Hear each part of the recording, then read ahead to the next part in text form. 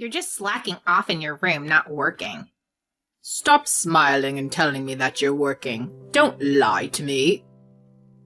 These are the words my mother-in-law Katie and sister-in-law Elena said to me while I work from home. I'm Daisy, 35 years old, and I work as a designer. I love drawing since I was little. I was in the art club in both middle and high school and graduated from an art university. I've won several awards, and I always wanted to become a painter or work in design. My husband Hank and I worked together at a part-time job during college. Although we went to different universities, we lived close by and often went home together after our shifts. We discovered we liked the same artists and became close. We started dating on the day we went to see a live concert together. He's a generous and kind person. He listens to my whims and I love him, but sometimes his kindness causes him to lose out, which worries me a little. We had a lot of fun during our college days going to live concerts and festivals together. After graduating, Hank got a sales job at a small company and I started working as a designer at a design office. We got married at the age of 25, 3 years after starting our jobs. We have a daughter who is now in elementary school. When I became pregnant with my daughter, I went independent and started working as a freelance designer from home. At first, it was tough to work from home while raising a child, but thankfully, I now have a lot of work. I used to work from early morning till late at night before getting pregnant, so my husband was very supportive of me continuing to work from home. Living with my beloved husband and daughter while doing the job I've always dreamed of has been the greatest happiness for me. When our daughter started elementary school, we built our dream home. We even made a room for me to focus on my work. One night, Elena visited our house late at night. Katie had slipped in the bathroom and injured her leg, and she was in the hospital. She's getting discharged tomorrow, but she might need assistance when walking. I'm worried, so I'm moving in here. Can you help me out? My father-in-law passed away 5 years ago, and Katie and Elena have been living together. Elena works at a factory with a few days off and has night shifts. Katie used to work at a food factory until her retirement. I understood their concerns about Katie being alone for long periods, but I couldn't believe my sister-in-law was suggesting they move in with us. Actually, I don't get along well with either of them. It started when we went to greet them for our marriage. When I mentioned that I work as a designer, Katie said, It must be nice to draw pictures and get paid. Sounds easy. My sister-in-law chimed in. I'm jealous that you get to doodle and make money. I, who had been proud of my job, retorted, It's not a doodle. That's disrespectful to all designers. I always rack my brain to come up with the best design. Please take that back. The atmosphere turned sour. My father-in-law, who had worked in an advertising company, understood the job of a designer and defended me. My husband, Hank, also defended me wholeheartedly. Thanks to them, we managed to get through the situation, but I still haven't forgiven them for their comments. Hank's family has very strong-willed women, and the men might be more easygoing. Since I'm also strong-willed, maybe that's why I got along well with Hank. I visited my in-laws' house several times since then. Each time, Katie and Elena made snide remarks, but I always respond in kind. I can't imagine living with them. This time, Elena had a rather arrogant attitude. You're home. You must have free time on your hands. No, I don't. I have to work and take care of the kids. The atmosphere was tense, but my husband said, Can you give us some time to think? Mom hasn't been discharged yet, and we don't know how much assistance she'll need. Why don't we wait and see? I'll go with her if she wants to go shopping or go out. Although Elena seemed dissatisfied, she left after hearing those words. After she left, I told my husband, We don't get along well, so we can't live together. Of course I know that, he replied, but he seemed a bit worried about his mother.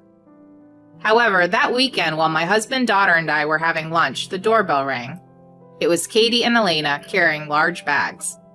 My husband and I went to the entrance and Elena smiled and said, We're moving in today.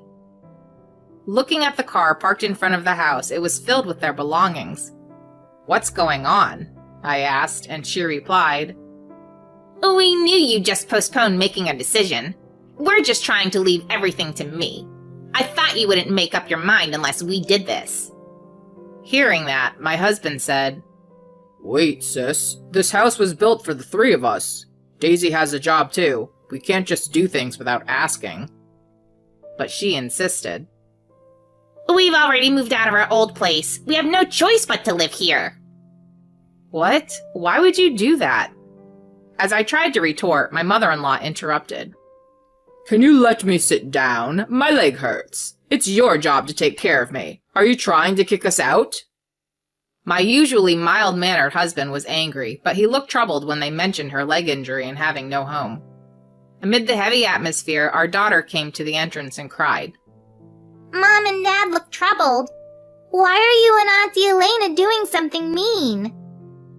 I hugged my daughter and apologized. Seeing that, my husband said, Put your bags in the living room for now. It's not good for her to see us fighting. You can stay for a few days and then we'll think about it. Daisy, is that okay? Well, I was unhappy, but I didn't want to upset my daughter, so I had no choice but to accept. Hearing our conversation, the two of them started carrying their bags. Katie was dragging her leg and seemed to have difficulty walking. From that day on, my days of hell began. My usual routine was to send my daughter to school, finish housework, and then start working. Hank and Elena went to their jobs, leaving Katie and me alone.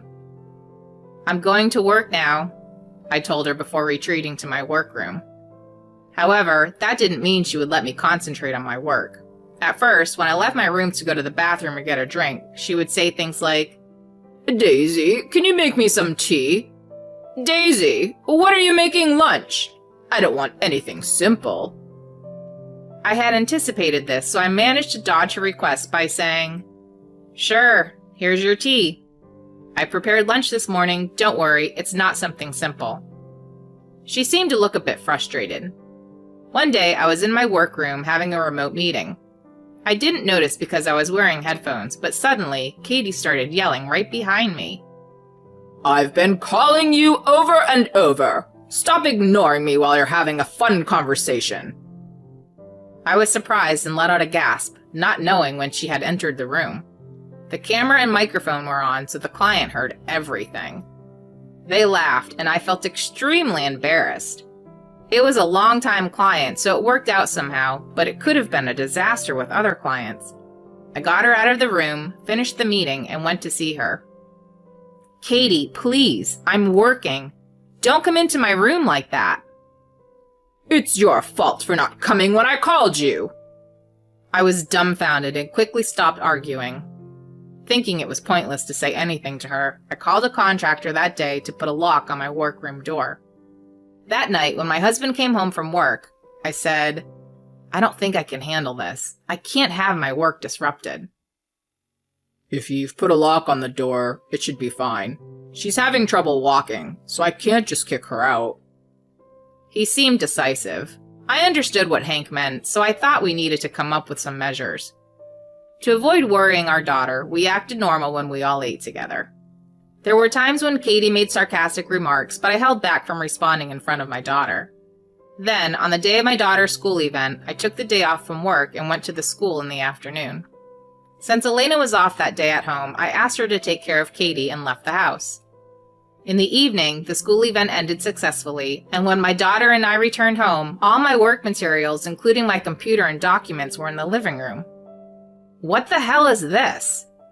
When I asked Katie and Elena about it, my sister-in-law replied with a nonsensical explanation. Well, I work night shifts sometimes, and our schedules don't match, so I wanted us to have separate rooms. I cut her off. I didn't ask for that. What is this? These are my work tools, right? Elena sneered. You're just slacking off in that room, pretending to work, right? If we're going to use a room for fun, it should be mine. You have a bedroom too, and since you put a lock on it, my privacy is protected. I had been locking the workroom door while I was inside to prevent my mother-in-law from entering during work, but I hadn't been locking it when I went out. I greatly regretted letting my guard down, not expecting her to do such a thing. Along with my regret, the sound of my anger boiling over toward Kate and Elena, who had done as they pleased, could be heard. Don't mess with me. These are my important work tools. Do you know how much money I make with these? What a pompous thing to say. I heard from Mom that you're lying about working. You're just laughing and talking with someone, right? I was having a meeting then. There are times when we are laughing during meetings, right? I never laugh during factory meetings. You're just lying. Elena, perhaps heated up, grabbed my hand. With my blood boiling, I raised my voice, shook off her hand, and yelled back. I felt like we were on the verge of a physical fight. Then Katie, who had been sitting on the sofa complaining, ran over to us. Stop it! Daisy is the one at fault. She works at night and has a hard time. She's always exhausted when she comes back from her standing job. Compared to that, you're just sitting in front of your computer laughing. What kind of work is that? Stop lying already. Huh? By the way, Katie, you just ran, didn't you? Are you lying about your bad leg? Oh, you're awful! Accusing an old woman with a bad leg of lying? Just because you don't want your own lies to be exposed. The fact that you could run is proof. Please rent a house immediately and go back to living together. Unable to hold back, I said what I had been wanting to say but had been enduring. Hearing that, Elena retorted. What are you saying? Talking about working from home like you're so important? Remote work is for recluses. Pack your stuff and leave. Katie continued. That's right. It's not us. You should be the one to leave. Then we heard our daughter's crying voice. I got too excited and was completely absorbed in the argument. My daughter had been crying the whole time. Seeing her, I came to my senses. Fine, I understand. All the furniture is mine and I'll sell the house. Goodbye. Huh? What do you mean, yours? It's Hank's, right? I just ignored her, packed my things, and went back to my parents' house. I apologized to my daughter a lot. As I apologized, tears welled up in my eyes. I emailed Hank about today's events and my return to my parents' home. That night, he came to apologize after work. I'm sorry about my mom and sister. Please come back. I can't. I've reached my limit. They will never leave. I'm already looking for a place to move, and I'm selling the house. I'll contact you again when we have a moving date and a new house. With that, I sent my husband home. In fact, his income was so low that it was impossible for the three of us to live together. I had suggested he change jobs many times, but he stubbornly refused, saying the company wouldn't run without him. So I became independent. I had been working while raising my daughter since she was born. Thanks to that, we were able to buy a house. We paid for living expenses from my husband's salary, but the house, car, and furniture were all purchased with my earnings.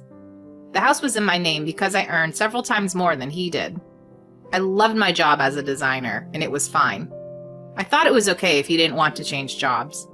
There were no complaints while the three of us lived together.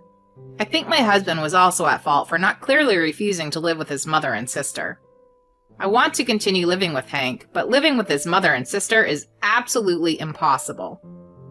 From that day on, I did everything I could to sell the house and find a new one. In the meantime, Hank told his mother and sister to leave.